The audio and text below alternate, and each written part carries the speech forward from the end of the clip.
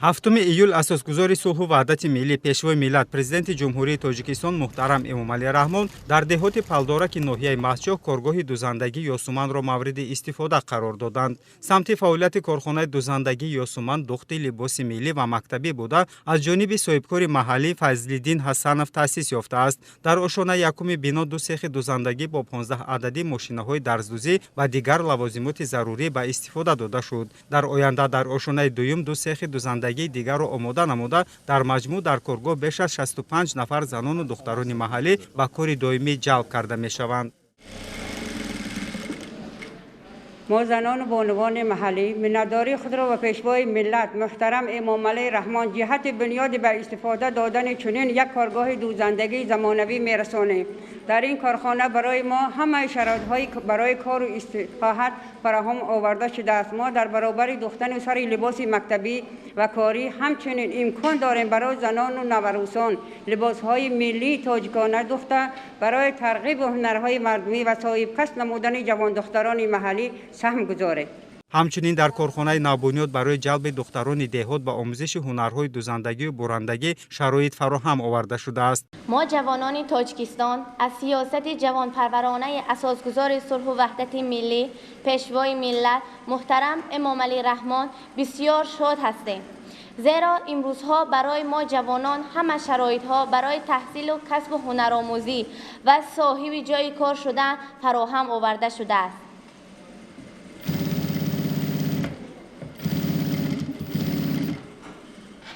با استفاده دادن کارگاه دوزندگی یاسمن برای ما جوان دختران دهاتی امکان داد که از متخصصان ساحه با بهترین شرایطها هنر برندگی و دوزندگی و طراحی را آموخته در نوبت خود بر رشد ساحه و صنعت کنانی با سرعت مملکت سهم گذاریم. ما جوانان زاده استقلال افتخار داریم که حکومت جمهوری تاجیکستان به ما توجه خاصه ظاهر نموده حتی در دوردستترین ناحیه‌ها برای ما شرایط‌های آموزش کسب و هنر، زبان‌های خارجی و هنرهای مردمی مهیا کردند.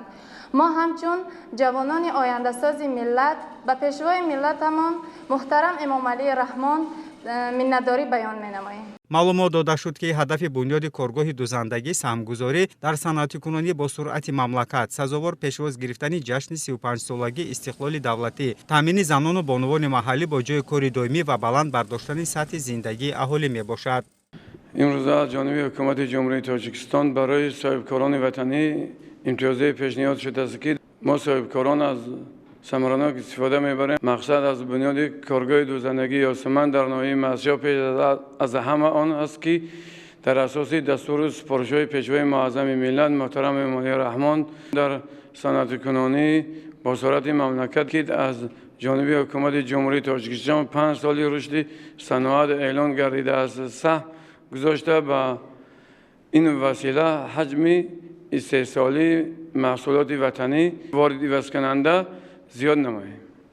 мо ҳамчунин таслим гирифтем ки дар ин мавсим наздик 40% хонандагони муассисаҳои миёнаи умумӣ ба либосҳои ягонаи мактабӣ таъмин намуда дар соли хониши 2024-2025 бошад фоизи таъминоти либосии мактабӣ ба пуррагӣ иҷро намоем. ин иқдом дар асоси дастуру ҳидоятҳои пешвои миллат муҳтарам Эмомалӣ Раҳмон оид ба таъсиси корхонаю коргоҳҳои саноатӣ дар деҳоти мамлакат, таъсиси ҷойҳои нави корӣ ва рушди саноат дар минтақа аз ҷониби соҳибкорони ватанӣ амалӣ гардидааст. зимни шиносоӣ бо фаъолияти корхонаи нав президенти мамлакат муҳтарам Эмомалӣ Раҳмон ба иқдоми соҳибкори ватанӣ баҳои арзанда дода масъулинро вазифадор намуданд ки дар самти таъмини хонандагони муассисаҳои таълимӣ бо либоси мактабии истеҳсоли ватанӣ тадбирҳоро тақвият бахшанд. дар мамлакат ифтитоҳу ба фаъолият пардохтани чунин корхонаҳои дузандагӣ имконият медиҳад ки дар онҳо бо истифода аз ашёи хоми ватанӣ истеҳсоли либоси мактабӣ, духти либосҳои миллӣ ва либосҳои махсуси корӣ барои соҳаҳои гуногун ба роҳ монда шуда сокинон бо ҷои кори доимӣ таъмин карда шаванд. маврид ба зикр аст ки дар ноҳияи Мастчоҳ 48 муассисаи таҳсилоти миёнаи умумӣ бо фарогирии 28850 нафар хонандагон ба таълиму тарбия фаъолият доранд. барои ин шумораи хонандагон либоси тавсиявии мактабӣ пурра дар коргоҳҳои дузандагӣ ҳудуди ноҳия тайёр карда мешаванд. شعبه معارف مقامات اجرا حکومت دولتی ناحیه مستچاح جهت اجرای پروتکل مجلس حکومت جمهوری تاجیکستان درباره با سر لباس مکتبی تامین نمودن مکتب بچگان کاربران در سطح ضروری به راه مانده خریداری 56000 عدد سر لباس مکتبی را به نقشه گرفته است. شعبه معارف در همکاری با کارخانه دوزندگی ناحیه‌مان یعنی جمعیت دولت مسئولیتش محدود سوربن پلاس کارخانه دوزندگی با عنوان شرطنامه طرفان به امضا رسیده. اطمینان کامل داریم که با افتتاح کارخانه نوی دوزندگی یاسمن که به آن 30 نفر دختران چیره دست به کار فرا گرفته شدند و نقشه به زمین گذاشته پروژه اجرا کرده میشه. در نوبت خود کارخانه مذکور امکانات میدهد که دختران بعد از ختم مؤسسات تعلیمی به کارخانه دوزندگی به کار فرا گرفته شده همچنین به یک کسب به یک شغل ضروری جلب کرده شوند. ҳоло дар шаҳру деҳоти ноҳияи масҷӯ беш аз 10 адад коргоҳу сехҳои дузандагӣ фаъолият доранд ва шумораи коргарон дар ин коргоҳҳо ба беш аз 50 нафар расидааст. дар нимсолаи якуми соли 2023 аз ҷониби мақомоти меҳнат ва шуғли аҳолӣ дар шаҳру ноҳияи вилояти Суғд зиёда аз 1600 нафар ҷавондухтарон ба касбу ҳунаромӯзӣ ҷалб карда шуданд ва дар асоси дастури супоришҳои асосгузори сулҳу ваҳдати миллӣ пешвои миллат президенти ҷумҳурии Тоҷикистон муҳтарам Эмомалӣ Раҳмон дар тамоми шаҳру ноҳияи вилоят чунин коргоҳҳои дузандагӣ таъсис дода шудааст ки дар як вақт ҷавондухтароне ки ин муассисаҳои моро хатм менамоянд дар як вақт бо ҷои кори таъмин шуда истоданд ва таваҷҷӯҳи духтарон асосан ба омӯзиши касбу ҳунарҳои дузандагӣ бофандагӣ пазандагӣ ва дигар намуди ҳунарҳои мардумӣ равона карда шудааст.